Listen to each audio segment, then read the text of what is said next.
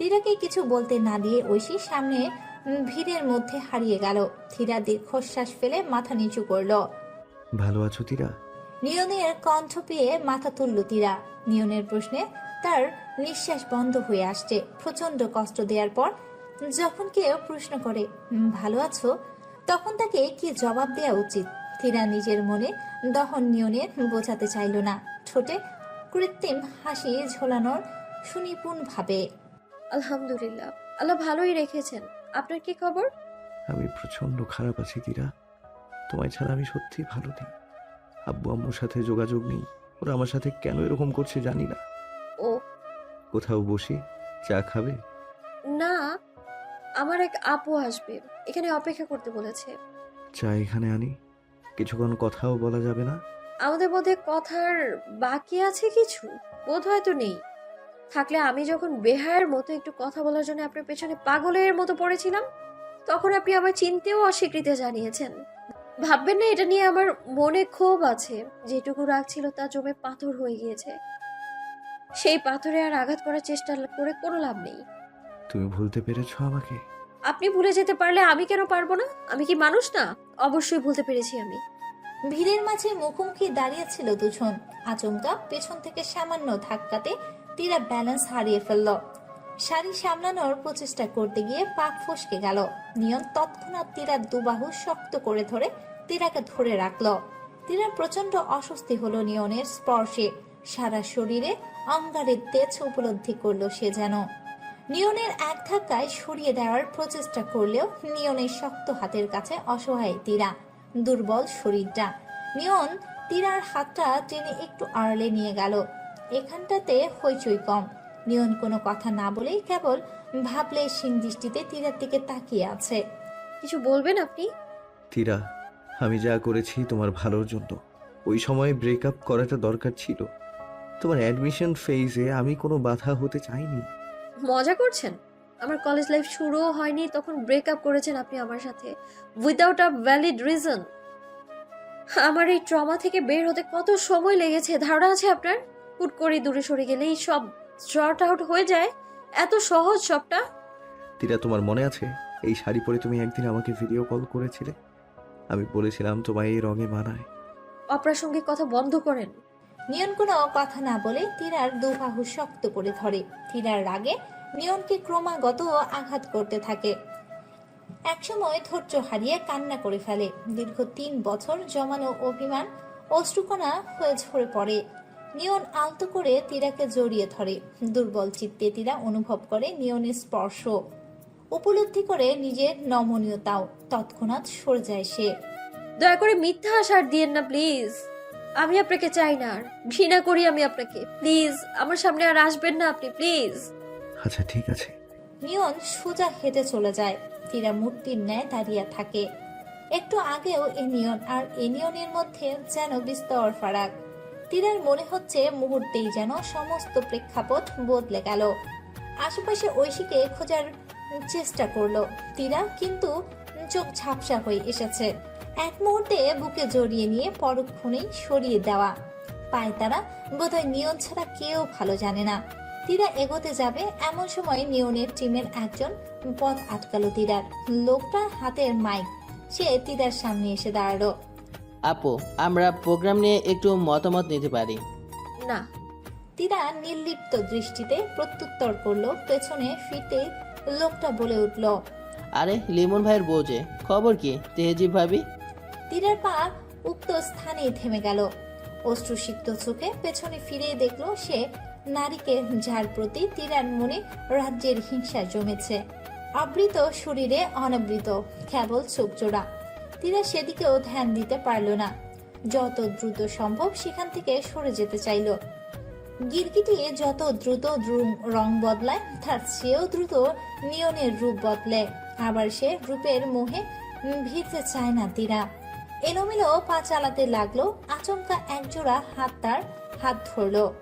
কতক্ষণ ধরে খুঁজতেছি তোকে, কোথায় হারিয়েছিলি হুট করে? আপু আমি বাসায় যাব। অনুষ্ঠান অনেকটা বাকি তো, এখনই যাবি কেন? থাক আর একটু। আপু আমার আসলে। তীরা কিছু বলার আগেই মাথা ঘুরে পড়ে গেল সেখানে। চোখের সামনে আকস্মিক অন্ধকার ছায়া নিয়নের চেহারাটাও শেষবার ভাসল না তীরার। ওষুধ আনা লাগবে কেন? একটু অপেক্ষা কর, জ্ঞান ফিরে কিনা দেখি। আমার মনে হচ্ছে ভিড়ের কারণে সেন্সলেস হয়েছে। আধা মনের শাড়ি পরিস কেন তোরা? তাছাড়া ওইটুকু একটা বাচ্চা মেয়েকে প্যাকেট করে ফাংশন নিয়ে গেছিস কেন তুই? তুর্যর বাচ্চা, কথা বেশি বলতেছিস। তীরাকে এখানে আনতে হেল্প করছিস মানে আমার অযথা ব্লেম দিবি, ওটা মানবো না। তুই যা বাইরে, আমি আছি ওর কাছে। মেডিসিন লাগলে আমায় কল দিস। তুর্য দরজা পেরোনোর আগেই একবার পেছনে ফিরে তাকালো। তীরার ম্লান মুখে অশ্রু আশ্বস্ত খানিকটা নিকট থেকে উপলব্ধি করেছে সে। তাই বোধহয় ক্ষীণ এক মায়া জন্মেছে তীরার উপর। তীরার জ্ঞান ফিরল। আধ ঘন্টা লাফ দিয়ে উঠে আশেপাশে পর্যবেক্ষণ করতে লাগলো তীরা। ঘরে আছে বুঝতে পেরে খানিকটা ধাতস্থ হলো সে। তোর হঠাৎ কি হলো বলতো? অসুস্থ হলি কেন?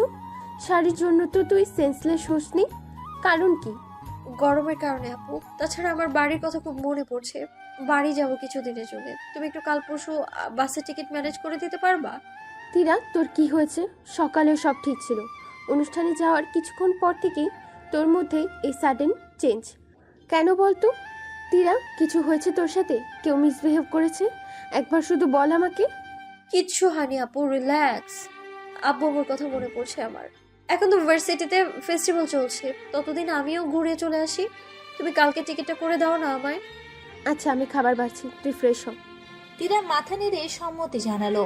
ঐশীর সামনে নিয়নের কথা তোলায় দুঃসাহস দেখাতে পারল না সে। নিয়ন নামটা জীবন থেকে মুছে ফেলাটাই তার জন্য প্রত্যয় হয়ে উঠেছে। এখন আর তীরা জানতেও ইচ্ছে করে না কেন তাদের বিচ্ছেদ হয়েছিল, এবং নিয়নের এই ক্ষণে ক্ষণে বদলে যাওয়া তীরাকে উপলব্ধি করায় বিচ্ছেদটাই তার জন্য মঙ্গলজনক। সকালবেলায় কাপড় চোপড় সব গুছিয়ে রেখে তীরা বাস টিকিটের হাতে পাওয়ার দেরি। ঐশী বলেছে ভার্সিটির পর গিয়ে টিকিট কেটে আনবে। তীরা অপেক্ষা করতে ঐশীর আসার। ঐশী এলো, তবে মলিন মুখে, নত চাহনিতে। তীরার মনে ভয় ঢুকলো, ঐশীর মুখে বিষণ্ণতা আগমন কেন? কি হয়েছে আপু? টিকিট পেলাম না রে, টিকিট শেষ সব। আর একটু আগে যেতে হতো, সরি রে। ব্যাপার না আপু। তুই সব গুছিয়েছিস? আচ্ছা দাঁড়া, আমি একটু দেখি কি করা যায়। ঐশী তৎক্ষণাৎ তুর্যের নম্বরে কল দিল। বন্ধুর মধ্যে এই ছেলেটাই একটু পরোপকার স্বভাবের। টিকিট ম্যানেজ করাটাই কাজে তার জুড়ি মেলা ভার। তুর্য কল রিসিভ করলো বেশ দেরিতে। কি রাজকার্য করছিলি যে কল ধরিস না? আরে আমার মেজো খালার সাথে কথা বলতেছিলাম, খালার বাসায় যাচ্ছি আজ। তোর খালার বাড়ি তো বগুড়া। হ্যাঁ, ওখানে যাব। বাসের দুটো টিকিট কেটেছি, পুরো রাস্তা পায়ের উপর পা তুলে যাব। দোস্ত শোন তো, আমার না একটা টিকিট লাগবে। তীরার বাড়ি যেতে ইচ্ছে করছে খুব, প্যাকিংও করে ফেলেছে মেয়েটা। একটা টিকিট ম্যানেজ কর না। আমার শান্তিতেই নজর দেওয়া লাগে তোর। 4টের বাস, 3:40 আগে স্ট্যান্ডে আনি সোনারে। বাই। রক্তটা স্বরে বিদায় জানালেন। তুর্য মোটেও বিরক্ত নয়। তীরের সাথে সময় কাটানোর একটু সময় দরকার ছিল তার। তীরা চোখে লেপ্টে থাকা অশ্রুকণার রহস্য জানার তীব্র বাসনা তুর্যকে ব্যতিব্যস্ত করে তুলেছে। তীরা কি আদৌ বলবে তুর্যকে? তুর্য তো অপরিচিত, ফাংশনের দিনেও দেখেনি, তারা তো বন্ধুও নয়। কথা শুরু করেছে কিভাবে, এমন নানা প্রশ্ন তুর্যর মাথায় ঘোরপাক খায়। তুর্য নিজেই অবাক হয়। তীরার সম্পর্কে নিজের এত কল্পনার জগতে সন্নিবেশ থেকে একটা কথোপকথন তো শুরু হওয়ার প্রয়োজন। এখন কেবল বিকেল হওয়ার অপেক্ষা। তোমার কি রিসেন্টলি ব্রেকআপ হয়েছে? তুর্যের প্রশ্নে তীরা ভ্রু কুঁচকে তাকালো। প্রথম সাক্ষাতে এমন প্রশ্ন সে কাউকে করতে দেখেনি। অপরিচিত কোনো মেয়ে তো নয়ই। এই ধরনের প্রশ্ন করার কারণ? ফাংশনে তুমি অসুস্থ হওয়ার পর আমি তোমায় রুমে রেখে এসেছিলাম। তোমার চোখে পানি ছিল, কোনো একটা নাম বিড় করে বলছিলে বারবার, সেজন্য মনে হলো। তার মধ্যে তুমি আবার আমার কলেজেই পড়ছো, সিনিয়র বড় ভাই হিসেবে একটা দায়িত্ব আছে তো। আপনি আমার কলেজে পড়েছেন? না, তুমি আমার কলেজে পড়েছো, আমি সিনিয়র, তাই কলেজের উপর আমার অধিকার থাকে। তীরা হেসে ফেলল। তুর্যের কথাবার্তা মানুষের 2 মিনিটে মন ভালো করার যথেষ্ট। আপনি আমার বড় ভাই হচ্ছেন তাহলে? অবশ্যই, কিন্তু কান্নাকাটি করা ছোট বোন তো আমি নিব না। কেন খেয়েছিল বলো? দরকার লাগলে তোমার এক্সের 2-1টা হাড় ভেঙে দিয়ে আসবো নি। তীরা সামান্য হাসল। বাস জ্যামে পড়েছে। সময় বোধ হয় আরেকটু বেশি লাগবে। তীরা ভেবেছিল তুর্যের সাথে যেতে তার অস্বস্তি বোধ হবে, কিন্তু এখন মনে হচ্ছে কমফোর্টেবল যেতে পারবে। ঐশী বলেছিল তাকে তুর্য মিশুক স্বভাবের, তবে যথেষ্ট কেয়ারফুল। তীরার মনে হলো বাসে বসে বসে সে একটা বড় ভাই পেয়েছে। একজন বড় ভাইয়ের শখ কেন যেন সব মেয়ে একটু বেশি থাকে, তীরারও ছিল। আজ সে শখ পূরণ হলো। একা একা কি ভাবতেছো? কিছু না, আসলে ফাংশনের দিন আমার এক্স এর সাথে দেখা হয়েছিল ভুলক্রমে। বুঝলাম, তো শোনাও কাহিনী। অনেক লম্বা কাহিনী। যেমন লম্বা, শোনাও শোনাও। তীরা শুরু থেকেই অল্প বিস্তর কাহিনী শোনালো তুর্যকে। কথা শেষ করতেই তার মন বিমর্ষ হয়ে পড়ল। যতবার সে এসব কথা মনে করে ততবারই তার মন উদাসী। বিকেলে স্নান রঙ্গন ভর করে। এক্সকে মিস করতেছো? না, ও ভালো থাকুক ওর মতো। উমা গো টুরু লাভ। তুর্যের বলার ভঙ্গিতে তীরা কটমট করে তাকালো তুর্যের দিকে। তীরা দুঃখে আছে আর সে কিনা মজা নিচ্ছে। আরে আরে খেপো না, একটা ইন্টারেস্টিং কথা শোনো। তোমার শাশুড়ির নামে আমার একটা এক্স ছিল, অবশ্য একটা আর কি, একমাত্র এক্স। কয়েকদিন আগে ব্রেকআপ হয়েছে ভুল বোঝাবুঝির কারণে। তাহলে আপনি আমার না হওয়া শ্বশুর হচ্ছেন। এক কাজ করেন, আপনার ছেলের সাথে আমার বিয়ে দিয়ে দেন। আচ্ছা যাও, ডিল ডান। আমার ছেলে হওয়া অবধি সিঙ্গেল থাকো, তারপর আমি নিজে দাঁড়িয়ে থেকে আমার ছেলের সাথে তোমায় বিয়ে দেব। তীরা হাসতে লাগলো, মুখে মলিন ভাব আর নেই তার। তুর্য যে ভাই হিসেবে খারাপ হবে না তা তিনি উপলব্ধি করেছে, অথচ এই উপলব্ধি তো তিয়াসের বেলাতেও এসেছিল। এখন যোগাযোগই নেই তাদের। তীরা দূরত্ব বাড়িয়েছে। আগে বড়রা বলতো বন্ধুত্ব নাকি স্কুল লাইফ অবধি টেনে। তীরা বিশ্বাস করেনি, এখন সত্যি অনুভব করে। স্কুল গণ্ডি পেরোনোর পর বন্ধুদের সার্কেলটা ভাঙে, সবার আলাদা বেস্ট ফ্রেন্ড থাকে যাদের সাথে হয়তো ন্যূনতম যোগাযোগটাও বজায় থাকে না। তীরা যেন কলেজে এই বৃহস্পতিবার সাংস্কৃতিক অনুষ্ঠান। না, আমি কিভাবে জানবো? আমি তোমার 2 বছর আগে কলেজ ছাড়ছি, তাও জুনিয়ররা ইনভাইট করছে, অথচ তুমি মাত্র কলেজ থেকে বের হয়েছো আর এসবে খবর পাও না। লজ্জার ব্যাপার তো। আপনার মতো বিখ্যাত তো নই আমি। কলেজে নিজের ক্লাসের 10 জনই আমারে চেনে না, আর তো জুনিয়র। আচ্ছা আমি ইনভাইট করতেছি, আমার সাথে যাবে তুমি? বৃহস্পতিবারের আগেই আমি ফিরে যাব হয়তো। বৃহস্পতিবার অবধি থাকো, শুক্রবার বিকেলে আমার সাথে ফিরো। বড়দের মানা করলে পড়াশোনা হবে না, বুঝছো? তীরা মাথা নেড়ে সম্মতি জানালো। কথোপকথন বেশিক্ষণ চলল না। মিনিট 10 মাথায় বাস স্টপে থামলো। তুর্য এবং তীরা নেমে পড়লো। তোমায় রেখে আসি, চলো। লাগবে না, আমি যেতে পারবো। আরে বিআইবিআইনের সাথে কথা বলে আসি। আমার ছেলেকে কেমন ঘরে বিয়ে দিচ্ছি দেখবো না? আমার বাড়িতে গিয়ে কি বলবেন? আপনি আমার শ্বশুর? অবশ্যই। জুতা পেটা দুজনকেই করবে। আপনি বাসায় যান, আমি যেতে পারবো। আচ্ছা চলো, রিক্সাতে তুলে দিচ্ছি। তীরা আর আপত্তি করলো না। তুর্য তীরাকে রিক্সায় তুলে নিয়ে নিজেও খালার বাড়ির উদ্দেশ্যে এগোলো। রিক্সা বসে তীরা আশেপাশে রাস্তা দেখতে লাগলো। মাত্র কয়েকটা দিন সে এ শহর থেকে দূরে ছিল, অথচ সব যেন পরিবর্তন হয়ে এসেছে। রাজশাহীর সৌন্দর্যে যে আজও এ চেনা রাস্তায় মিশে থাকা ধুলোয় আস্তরণে স্বস্তি খুঁজে পাচ্ছে সে। অফিস থেকে এসে টিভি দাঁড়ানো, তুমি আর তোমার ছোট মেয়ের চক্করে আমি টিভি রিমোট পাই না। আমার বড় মেয়েটা থাকলে আমার দলও ভারী থাকতো এখন। এমন ভাবে বলছো যেন তীরা আমাদের দলের বাইরে। তোমার দলে আসলে কেউই নেই, 2 মেয়েই আমার দলে। তীরার বাবা কিছু বলার আগেই কলিং বেল বেজে উঠল। তিনি আর তর্কে না জড়িয়ে দরজা খুলতে গেলেন। তীরা পরপর 3 বার কলিং বেল বাজালো। বাবা আসার শব্দ পেয়ে সে দরজার পাশে লুকোলো। তীরার বাবা দরজা খুলতে এসে কাউকে না দেখে অবাক হলো। দরজা খুলে পাশে তাকাতেই তীরার হাসি মুখ দেখে তার চোখ অশ্রুজল হয়ে উঠল। মেয়েকে দেখে তিনি অশ্রু আটকানোর প্রচেষ্টা করলেন। আব্বু, কান্নাকাটি করলে আমি কিন্তু চলে যাবো এক্ষুনি। ভেতরায় চুপচাপ, কান্নাকাটি করিস না। চোখে কি যেন পড়েছে? আমাকে দেখেই চোখে কিছু পড়লো? বুঝি তো, আমি বুঝি। তীরা হাসতে হাসতে ভেতরে ঢুকলো। তীরাকে দেখেই তন্নি ছুটে এসে জড়িয়ে ধরল নিজের বোনকে। তারান্নু বেগম ঘটনার আকস্মিকতায় কিছু বলতে পারছে না। তন্নি এখনো তীরাকে জড়িয়ে ধরেই আছে। আমি কারো টিভি না, অনেকদিন পর বাড়ি এসেছি। তোমরা সরো তো, টিভি রিমোট এখন আমার একচ্ছত্র অধিপত্য থাকবে। আর আম্মু কি রান্না করেছো বলো তো? তারান্নুম বেগম এতক্ষণ তীরার হাসি মুখ দেখছিল। তীরা প্রশ্ন করাতে ঘোর কাটলো তার। কি খাবি বল, বানিয়ে দিচ্ছি। মাছের ঝোল এনেছি, ওইটা তো খেতে পারবি না। না, আজ যা রেঁধেছো তাই দাও। তোমার রান্না অনেক মিস করেছি জানো। তারান্নুম বেগমের চোখ অশ্রুজল হয়ে এলো। মেয়েরা এত দ্রুত কেন বড় হয়? পড়াশোনার জন্য এখন দূরে থাকে, কদিন বাদে মেয়েকে বিয়ে দিতে হবে, পরে ঘরে চলে যাবে, তখন চাইলেও দেখা করা যাবে না, মেয়েকে রেঁধে খাওয়ানো আর সুযোগ হবে না। মা কি ভাবছো? কিছু না, তুই বস, আমি তোর জন্য ডিম ভাজছি। তীরাকে কিছু বলতে না দিয়ে তারান্নুম বেগম রান্নাঘরে চলে গেল। তীরা হাসি মুখে নিজের ঘরে ঢুকতেই দেখলো ঘরটা ঠিক আগের মতোই আছে।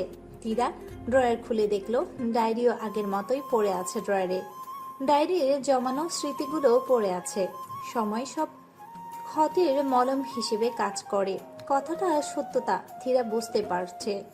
এখন এই ডায়েরি কিংবা নিয়নের কথা ভেবে ম্লান হয়ে যাওয়ার মুখখানি অন্তরালে তীব্র জমানো যন্ত্রণা আর নেই। বুকের বাঁ পাশটা আর ক্ষীণ চিনচিন করছে না। তীরা ডায়েরিটা রাখতেই ফোনটা বেজে উঠল। আননোন নম্বর থেকে কল এসেছে। তীরা রিসিভ করবে কিনা বুঝতে পারছে না। ব্রেকআপের পর সব আননোন নাম্বারগুলোই নিয়নের নম্বর মনে হতো। ছোট্ট আশা থাকতো এই বুঝি নিয়ন কল করেছে, এখন সে আসেনি। তবে নিয়ন কি সত্যিই কল করলো? গতদিন দেখা হয়েছে বলে যে সে কল করবে এমনটা আশা করা উচিত। তীরা, পৌঁছেছো সেফলি? জি ভাইয়া, কিন্তু আপনি আমার নাম্বার কোথায় পেলেন? ঐশীর থেকে নিলাম। একা গিয়েছো? ঠিকঠাক পৌঁছাতে পেরেছো কিনা জানার জন্য। ভাই ভেবেছো যখন, একটু দায়িত্ব তো পালন করতেই হবে। রেস্ট নাও তুমি। তীরা বিদায় জানিয়ে কল কেটে দিল। ততক্ষণে তারান্নুম বেগম খাবার বেড়েছে, তীরাকে খেতে ডাকলেন তিনি। তীরা ফোন রেখে খেতে গেল। খাবার টেবিলে গল্পের আসর বসলেও তীরা সেদিকে মনোযোগ ধরে রাখতে পারল না। ফেলে আসা সময় হঠাৎ পথ আটকালে যেমন দ্বিধা গ্রাস করে মানব সময়, ঠিক তেমন করেই নিয়নকে আকর্ষক আগমন গ্রাস করেছে তীরার শান্তিটুকু। সকালবেলা উঠেই তীরা নিশাদকে আগে কল করলো। পরপরই কয়েকবার রিং হলেও নিশাদ কল রিসিভ করলো না। তীরা অবাক হলো, নিশাদের ফোনে রিং হচ্ছে অথচ সে কল ধরছে না। এমন সময় খুব কমই হয়েছে। তীরা মন খারাপ করে ফোনটা পাশে রেখে বসে রইল। তীরার বাবা এবং তারান্নুম বেগম অফিসে গেছে, তন্নিও স্কুলে। একা থাকতেও মোটেও ভালো লাগছে না তীরার। ভেবেছিল নিশাতের সাথে বের হবে, কিন্তু সেও তো ফোন ধরছে না। বিরক্ত হয়ে টিভি অন করলো তীরা। চ্যানেল পাল্টাতে হঠাৎ নিশাতের নম্বর থেকে কল আসলো। তীরা চট জলদি রিসিভ করলো। কিরে, আমি রাজশাহী গিয়েছি বলে এখানে নতুন বান্ধবী পেয়েছিস? কল ধরছিলি না কেন? আরে বিয়া খাইতে আসছে। কার বিয়ে? অর্ণব ভাইয়ার। সরি, হুদাই তোরে ভাইয়ার সাথে মেলানো ট্রাই করছে। ভাইয়া তো তার এক্সের প্রেমী ছিল, আজ বিয়ে করতেছে দুজন। হঠাৎ করে এইসব ঠিকঠাক হয়েছে গত সপ্তাহে। তুই যখন কল দিছিলি তখন বিয়ে পড়ানো হচ্ছিল, ওখানেই ছিলাম, সেই জন্য কল রিসিভ করতে পারিনি। আচ্ছা, তুই বিয়ে উপভোগ কর, পরে ফ্রি হয়ে আমার কল দিস। আচ্ছা। তীরা কল কেটে দিল। অতঃপর অনলাইনে ঢুকে অর্ণবের সব জায়গা থেকে ব্লক করলো। তীরা চায় না অর্ণবের বিষয়ে কোনো কিছু নিয়ে সে কোনোভাবে রিগ্রেট ফিল করুক। তবে অর্ণবের কাজে তীরা তাচ্ছিল্যের হাসি হাসলো। মানুষের মন কত দ্রুত রং বদলায়। প্রাক্তনকে বিয়ে করার সংবাদটা তীরার মনে অন্যরকম দাগ কাটে। মানুষ প্রাক্তনের সাথেও সুখী হয়, অথচ তীরা তার জীবনেও যে আসে সেই যন্ত্রণায় জর্জরিত হয়ে বিদায় নেয়। একাকিত্ব আর পরিবারের আদলেই মিশেছে দুটো দিন কাটিয়েছে। ব্যাগপত্র গোছানোর সময় তীরার মনে পড়ল তুর্যের কথা। সে বলেছিল কলেজে অনুষ্ঠান আছে, সেটা অ্যাটেন্ড করতে। তীরা বুঝে উঠতে পারছে না অনুষ্ঠানে যাবে কিনা। দুমনা করতে করতে শেষমেশ সিদ্ধান্ত নিল কলেজ থেকে একবার ঘুরে আসবে। যেমন ভাবনা তেমন কাজ। তুর্যর নম্বরে কল করলো সে। আসসালামু আলাইকুম ভাইয়া। ওয়ালাইকুম আসসালাম। কলেজের জন্য বের হয়েছো? ভাইয়া, অনুষ্ঠান কখন? এই তো আধা ঘন্টার মধ্যে। তোমাকে নিতে যাব আমি। না ভাইয়া, আমার বাসা কাছেই। আপনি 5 মিনিট পর একটু কলেজে গেটে আসেন, আমি যাচ্ছি। আচ্ছা ঠিক আছে। তীরা জলদি রেডি হয়ে কলেজের উদ্দেশ্যে বের হলো। যেতে 5 মিনিটের মতোই লাগলো। দরজায় বেশ ভিড়। তীরা আশেপাশে লক্ষ্য করে তুর্যকে খোঁজার চেষ্টা করলো।